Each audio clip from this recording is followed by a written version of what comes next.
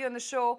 Atul, hi, morning. Let me start off the discussion with you first, because the last time when we were interacting with you, you did tell us that you do expect sugar production to increase by a good 15 to 18% in this sugar season as well.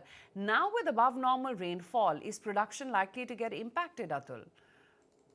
No, you are absolutely spot on. In fact, about a month and a half back, we were all very gung-ho that the sugar production this year is going to bounce back and bounce back with vengeance. But the late rains have probably put a spanner in the works. In fact, in the North Maharashtra area, we've had massive rains. And even in other parts of Maharashtra, the rain gods have been a little too beneficial to the land. And the net result is that our guys at the ground level, the cane guys, they were all very gung-ho about a month and a half back, but now they seem to be losing a bit of steam. In fact, now the take is that the production might actually suffer. And to what extent, we don't know, but definitely it's not going to be what was being expected about a month and a half back.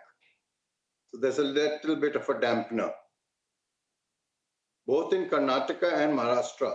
As far as UP is concerned, UP seems to be more or less like last year.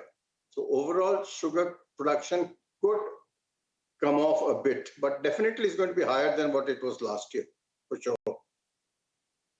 Yep. Okay, Deepak Balani, Director General ISMA, also joining in the conversation. IMD has pegged, of course, October rainfall at 115% of normal, which analysts expect is threatening earlier output estimates of around 35 MMT. What do you, in your revised estimate, suggest is the above normal rainfall expected to lower sugar production estimates? How should one look at that? See, last month we had very good rains in Maharashtra and Karnataka. However, we have seen that for last 1 week, there has not been so much of rain in Maharashtra and Karnataka. We are also seeing days of sunlight, which is in fact good for the sugarcane. However, there are some small pockets which have seen localized water stagnation, but that is very less. So I believe the overall effect on the sugarcane yield and recovery will be towards positive, and I don't see that there is any concern regarding recovery loss or yield loss as far as the rains are concerned. Right. But Deepak, tell me, what is your revised estimate then for the current sugar season? Production, ethanol diversion and closing stock estimate? See, we will be opening the season with around 52 lakh tons. Having said that, we have still not revised our earlier estimate of gross production of 349 lakh tons. However, our team is in the field and we are doing a crop tour of Maharashtra and Karnataka. We have also seen that last 1 to 2 weeks, we are having very good rains in UP, which perhaps could help the sugarcane plantation. And the mills are going to start after Diwali. For Maharashtra and Karnataka, the mills are going to start on 1st of November. And as of now, we see an upward bias. So as earlier estimated, we will be estimating around 349 lakh tons of gross sugar production. However, as I said, in first week of November, we'll come with the first advance estimate after the satellite images and also the crop tour. Mr. Chaturvedi, let me come back to you. The government has eased restrictions with regard to usage of sugar for cane syrup and juice, for sugar, rather on the cane syrup and juice side for usage in ethanol. How has that really benefited, aided the industry so far? Give us a sense of that. As a matter of fact, it is just nothing but reiteration of what was already the position earlier as well. And in fact, in the recent tender which the government had announced, almost something like 17.8 crore liters or 17.8 billion liters of ethanol has been bid against a requirement of about roughly 10.5 billion liters. And the sugar sector has bid for about 4.72 million tons, billion. and the grain sector at around 1305. So grain sector is easing out the cane sector as far as the ethanol supply is concerned. But we are hopeful, and if what Mr. Balani says, if the crops is likely to be what he says, I may have some reservations on that, then we can expect a diversion of about 4.5 million tons of sugar towards ethanol, which would be about 1 million tons more than what it was last year. But let us see how the final allocations are actually given by the oil marketing companies. We are awaiting that. So, Balani, let me get you in here because, region-wise, if you could just tell us which regions are expected to face the impact of above normal rainfall. I mean, is it Maharashtra? Is it going to be Uttar Pradesh? Small pockets in Maharashtra which may have some impact on sugarcane because of the water stagnation. But as I said, this will not have major impact on the sugarcane yield or sugarcane recovery.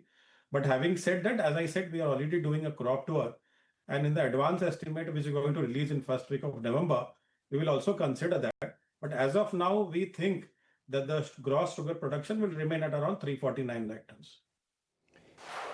Mr. Chaturvedi, let me come back to you. With regard to exports, do you expect some amount of easing given the very strong rainfall we've seen? Or do you expect the government to ease the possibility, or can we expect more exports to come through this year? Difficult to hazard a guess on that, but I think government would much rather err on the side of caution. My take is that before January, nothing much is going to happen and no decisions are going to be taken, because the government always errs on the side of caution. And as it is, last year's allocation of about 1 million tons was also not exhausted. And the world sugar prices are not all that great. But having said that, it would actually make sense for the government to announce export. Whether the export actually happens or not, that is a question of the market forces. So, but I don't see any decision before January end. Right. Mr. Balani, La Nina as well has raised fresh concerns over cane yields and sugar recovery, right? What is your expectation from the upcoming crushing season, which starts November 1st, and is waterlogging expected to delay harvest and hurt recoveries then? No, as I said, that water logging is there in a very small pocket. The rains have actually stopped in Maharashtra and Karnataka. So by 15th, I think we will start seeing the complete dry days. And since the mill are starting their crushing on 1st of November, I think that gives us sufficient time for the fields to be dry. So I don't really think that it will have any effect towards the delay of the crushing or in the yield or recovery. So I believe the mills will start on 1st of November, and we are going to see a very good production in Maharashtra and Karnataka. Mr. Balani, also, what we'd like to know is, and tell us, you've requested the government to allow at least 1 million tons of sugar exports to start with, and then later another 1 million. Any update on this? Have you had interactions with the government on this count? See, we have been discussing with the government on various requests. As you know, the OMCs have got very good offers for the ethanol diversion. But we will have to wait for another 3-4 days for the allocation to happen. So maybe in 3 to 4 days, we'll come to know the exact diversion which is going to happen from the sugar. But having said that, we still have a room of around 20 lakh tons of export. And we are requesting the government to allow 20 lakh tons of exports and announce it before the start of the season. Right. Okay. Gentlemen, great to get in that perspective. Deepak, Atul, both of you, thank you as always for your time.